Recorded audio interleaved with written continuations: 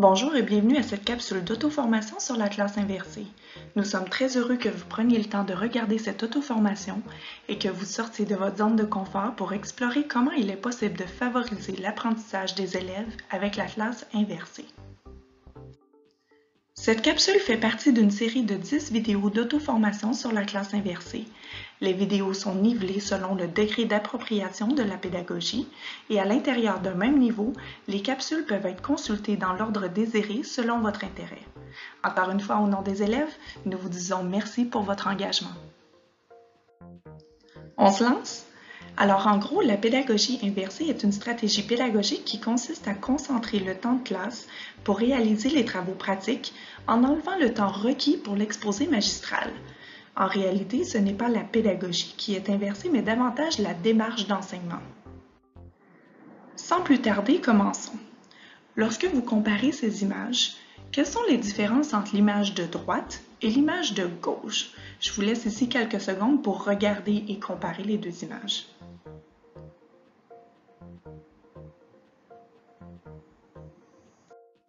Sur l'image de gauche, le modèle traditionnel d'enseignement repose sur des cours magistraux, au cours desquels l'enseignant explique un sujet, suivi par des exercices en classe et des devoirs à la maison, à l'occasion desquels l'élève effectue d'autres exercices. Le problème, c'est qu'une fois rendu à la maison, si l'élève éprouve la difficulté, il n'a plus accès à son enseignante ou à son enseignant pour répondre à ses questions. Dans la classe inversée, sur l'image de droite, deux étapes se succèdent. En premier lieu, l'élève apprend la leçon chez lui et peut le faire sous différentes formes. Visionner des vidéos, écouter des balados, utiliser diverses applications numériques, procéder à des lectures proposées par l'enseignant ou partagées par d'autres enseignants. Et en deuxième lieu, en classe, l'élève tente alors d'appliquer les connaissances ainsi acquises à travers la résolution d'exercices proposés par l'enseignant.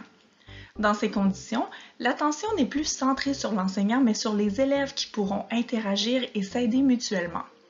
Cela permet ainsi à l'enseignant de se focaliser en petits groupes sur les élèves en difficulté. Le rôle de l'enseignant est alors d'accompagner l'élève dans l'élaboration de tâches complexes.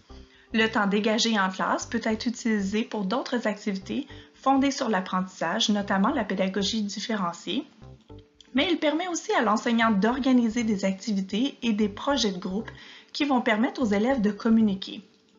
Ainsi, avec l'aide de l'enseignant, l'élève se fera une image plus concrète des connaissances qu'il a commencé à acquérir par lui-même.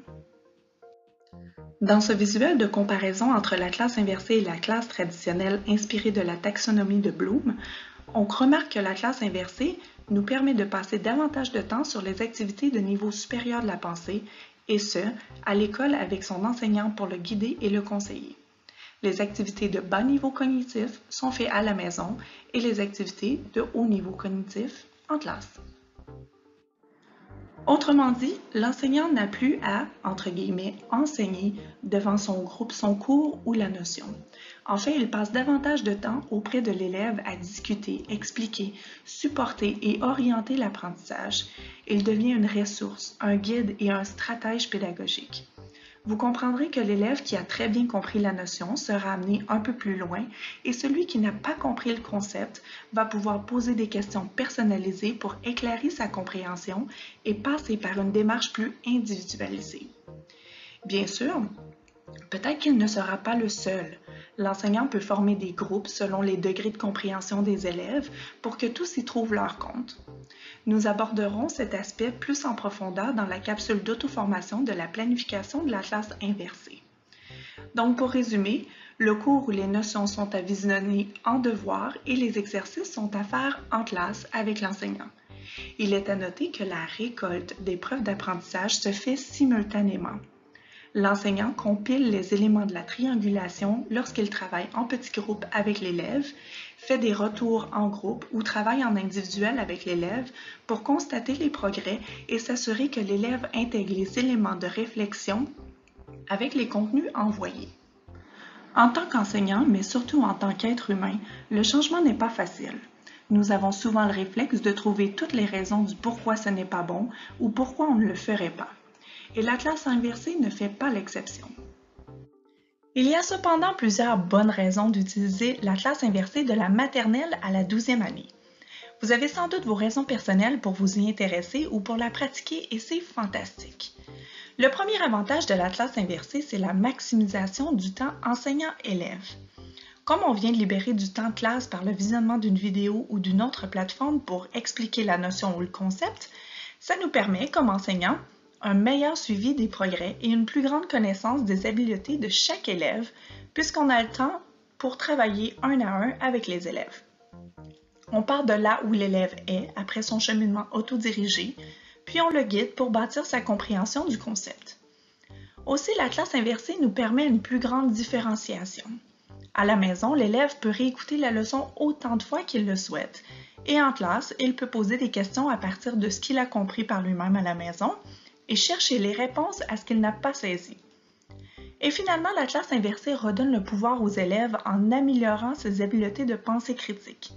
L'élève est l'acteur principal dans la classe inversée. Il se responsabilise dans son cheminement et apprend à connaître ses forces et identifier ses défis. Il y a plus de questionnement de la part de l'élève dans la construction du savoir. Et parce que l'enseignant a planifié un étayage des tâches signifiantes, l'élève a un choix de tâches selon son niveau de compréhension et nous y reviendrons dans la capsule de la planification de la classe inversée ainsi que celle sur les rôles de chacun. Aussi, selon le rapport de McKinsey sur les finissants de 2030, qui parle de l'utilisation d'outils collaboratifs, de l'intelligence artificielle et des expériences immersives et contrastées que nous devons s'approprier pour supporter nos élèves, l'enseignant joue un rôle de qualité puisqu'il continuera de prendre de l'importance tout en basculant davantage vers un modèle d'accompagnement qui favorise un soutien, un apprentissage personnalisé. Le rapport parle d'un gain de temps, attendez, de réaffecter 20 à 30% du temps pour pouvoir concentrer davantage nos activités axées sur les élèves. Et comme les 3 raisons déjà citées, l'enseignant tisse aussi des relations personnelles plus profondes et affine les plans de cours individuels. Dans l'EAV, en cliquant sur le bouton « Apprentissage à distance », en plus des capsules d'auto-formation nivelées, vous y trouverez beaucoup de ressources et d'informations en lien avec la classe inversée. Et rappelez-vous que pour toute question d'ordre pédagogique au sujet des auto-formations, de la classe inversée ou des ressources, vous pouvez formuler votre demande à Aide Pédago.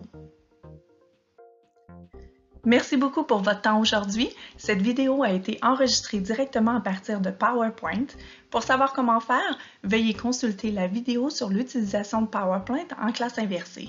Bonne découverte des autres capsules d'auto-formation.